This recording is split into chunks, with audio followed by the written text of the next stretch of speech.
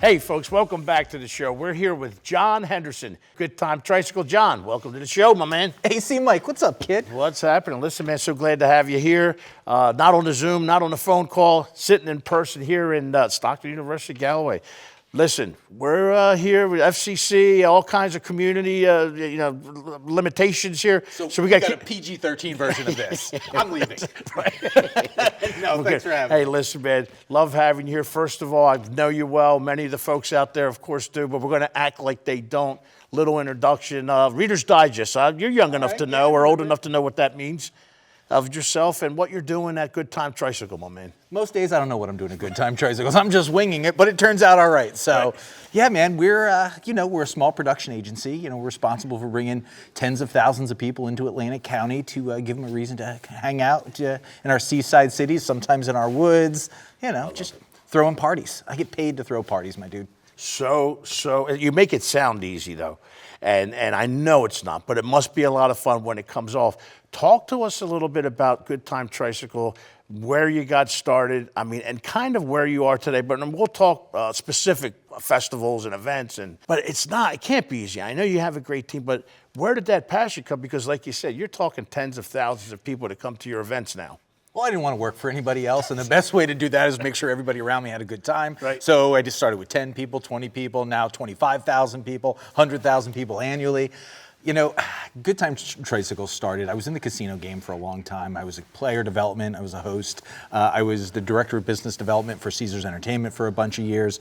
And I was throwing festivals at the same time I worked for Caesars. And I was doing 80-hour weeks. I was beating myself up. I was hustlling. But I was a young guy. I had hair. I had abs. It was a great time in my life. All the times that you want that momentum. I was, at the time, we were producing the AC Tattoo Expo and the Beer Fest and kind of reigniting the Seafood Fest for the market. And I was producing for Caesars Entertainment, Jacques Torres's Chocolate. Okay. I did a soap opera event. Weird. We can't talk about that here. That'll be in the on-demand section. And what else was we were producing? Oh, the Food Network Food and Wine for Caesars. So I'm producing stuff here and I'm producing stuff there. And I was like, well, at this point, Good Time Tricycle, which hadn't been named yet, was relatively lucrative. So I'm going to part ways with Caesars on good terms. Caesars is still a partner in all of our programs, and kind of go out and do this Good Time Tricycle thing myself. And I resigned on my birthday in 2012. Wow. So again, you got over a decade. Good Time Tricycle, where did the name come from? I know you touched on it, but talk to us. It's a funny story. People knock on my door, in my office, and they think I can fix their bike. I'm like, no, man, I'm not. YouTube that, right? YouTube that. Right. No, so Good Time Tricycle, weirdly, in Absecon, there is an antique shop, and it's called Timely Treasures. I think it's called Timely Treasures. My wife and she was looking for somebody else's junk to buy, to put in my house, which would then make it my junk. So I'm just kind of like, all right, whatever, I'll wander around. And at the time, my littlest, who's 17 tomorrow, well, Happy whenever, birthday. yep, getting her driver's license, that's my adventure tomorrow. But jumped on this old antique tricycle, and it was beat up. And she's like, jostling it around, and I'm always like, hey, get off that, you're gonna break that. And I was like, you know what, leave her alone. Somebody probably had a good time on that tricycle. Which then clicked in my head. I've never had a bad time on a tricycle. I don't know anybody in their youth. I'm going to say this story to somebody, and they're going to my Uncle Jimmy backed over me on the tricycle when I was a kid. It's why I have this limp. So, for the most part, it's a Good Time Tricycle. Yeah. Love it. You never had a bad time on a tricycle? Love it. An original, then. Yeah. That's an awesome somebody. I didn't want to name it after my dad. Like, what if I screwed up my dad's name? What if this business went down in flames? Right. What if I ruined my dad's name, right? So I didn't want to call it Henderson this or that, so I had to have some sort of something, but it had to mean something, and that just organically happened. Right, I love it. Listen, again, any story like that makes it real, and every time you say it, it may pop in somewhere along the way. You've been doing it for over a decade with Good Time Tricycle. Now you talked about your wife. You brought your family into it, so you did it, not me. What does she do? How did it all go? I obviously she must have met you where you were in your swing of things, kind of moving. So go ahead. How does that work? We've been a production. Because we're not putting 40-hour weeks, and even though you were doing 80 then, and I know when it gets going, it's not a. It's a lot, dude. It's a lot. I've been producing events in this market now. This will be the 19th year of the Atlantic City Beer and Music Festival. This will be the 22nd year of the Atlantic City Tattoo Expo. So we've been doing this for 20 years. I met my wife at Resorts. I had been here for just shy of 9 months and hit on her constantly. She's a pretty girl, right? We got a bunch of kids. Clearly, she pretty works. Hit on her all the time, just flirting, and she wouldn't bite. And one day I got fired from Resorts, and she left on her own. And she's like, well, since we don't work together, you can ask me out. St. Patrick's Day was our 24th wedding anniversary. We've been together 27 years. Amen, man. Yeah. Love it. Yeah. Love it. She lost a big bet. Persistence, though. Yeah. Yeah. Right? Oh, yeah. Yeah. I don't give up. Yeah. You just got to keep on coming back. That's the hustle. Hey, so listen, some of the events you just mentioned to them, the iconic ones here, not just in Atlantic County. I want to say South Jersey or the Northeast, from Philly and down. I mean, because you're getting folks from all over the place, John. Talk to the magnitude of that, not so much putting it together, but the folks and bringing in the bands and the different breweries and, who's doing the research. Somebody's doing something to get that done. Yeah, listen, I like to brag. 20 years, like 22 years of this. So if I look at kind of monumental pieces along kind of this journey, we'll call it a journey, the Tattoo Expo was our first forte into, lifestyle events, because everything we do is some sort of lifestyle event, right? That was our first, and that was at the convention center. It was massive, and it was one of the first of its type in the country. It ended up being one of the country's longest running tattoo expos. There's only, now there's a beer fest every weekend, there's a food fest there's something to occupy your time like that every weekend. But, going back to 2005, 2004, these things were non-existent. Then that spurred kind of the beer fest thing. And I never thought, the beer festival would be what it meant to an industry at the time. I just thought, I was looking at how wine culture was, and that same thing didn't exist for craft beer. And I was a beer dork at the time. I didn't drink, crappy beer. I drank good beer. And, I wanted to connect with the people who made the beer. So my assumption was that I wasn't the only one, right? We wanted to drink better beer and have better experiences. In that, the Atlantic City Beer Festival was born. It wasn't a music festival yet. And it's funny because there was a gentleman at the time, and I forget his name, and probably on purpose, said, you can't do this, it's impossible to do. There's certain humans on the planet that you can say, you can't do this, it's impossible to do. And it's like, oh, did you just drop a gauntlet? Because I'm going to pick this up and you're going to eat this in 20 minutes. And that was the case. It took a year and a half of working with the state. People don't realize it. The guidelines for these type of festivals in New Jersey, I wrote.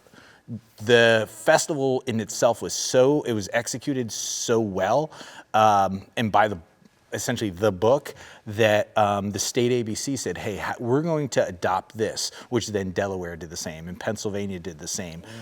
For a number of years, the Atlantic City Beer Fest was the beer festival on the East Coast. And of course, now people saw and I never in my wildest dreams did I think it would be a revenue driver, and that I would be sitting someplace like here, BSing with you, 20 years later, that it had this longevity, that it did all this for, one industry.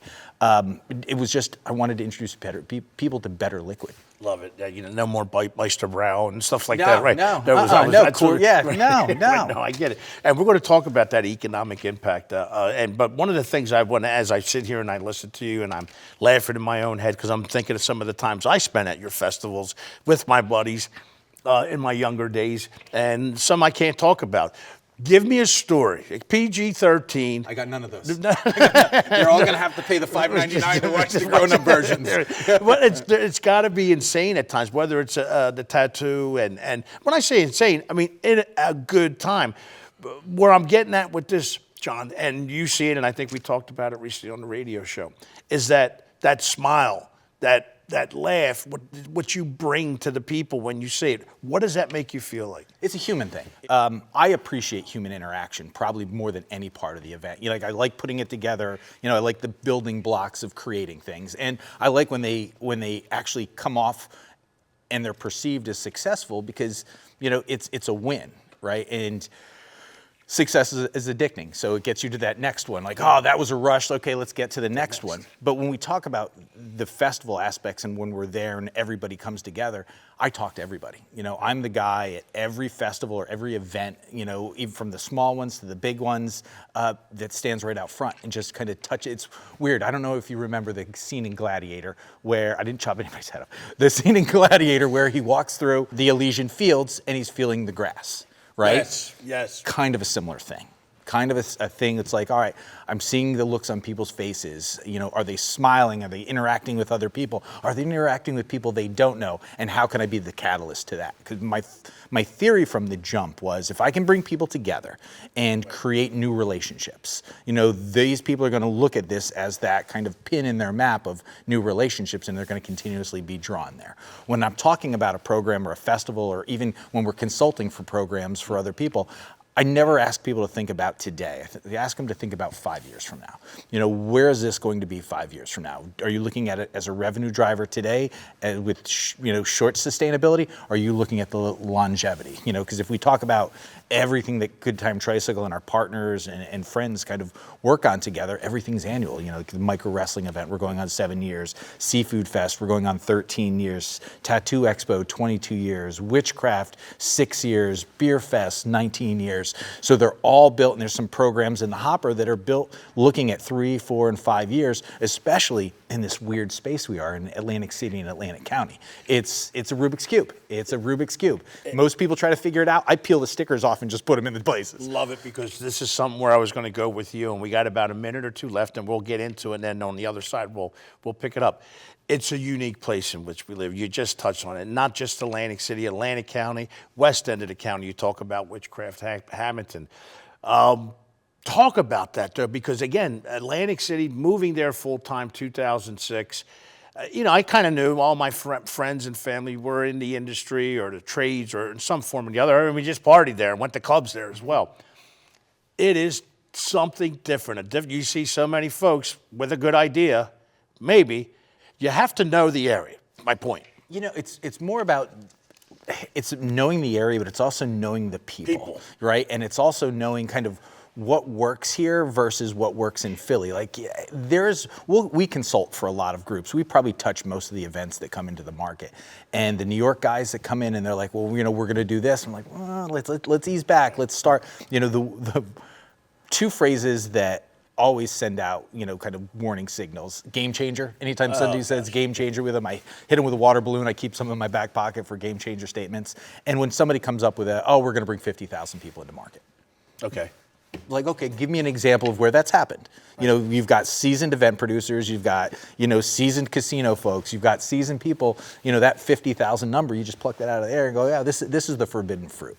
You know, there's very few things that do it. What does it in Atlantic City? St. Patrick's Day Parade, right? 50,000+ people. Air show, 50,000+ people. And beach concerts just touch the tip. Just touch the tip. That's it. Yeah, so it's like, you know, all right, figure out this Rubik's Cube. You know, everybody who's successful in this market has figured out that Rubik's Cube. You know, most of us peel the stickers off and put them in the new locations, but it's still all the same color on one side.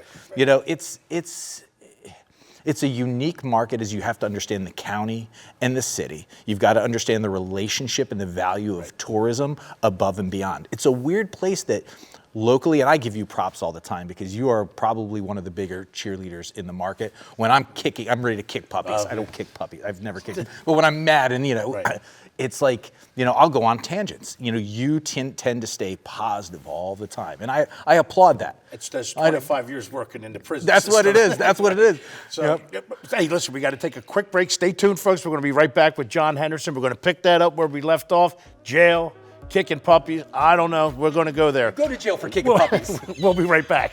That's great.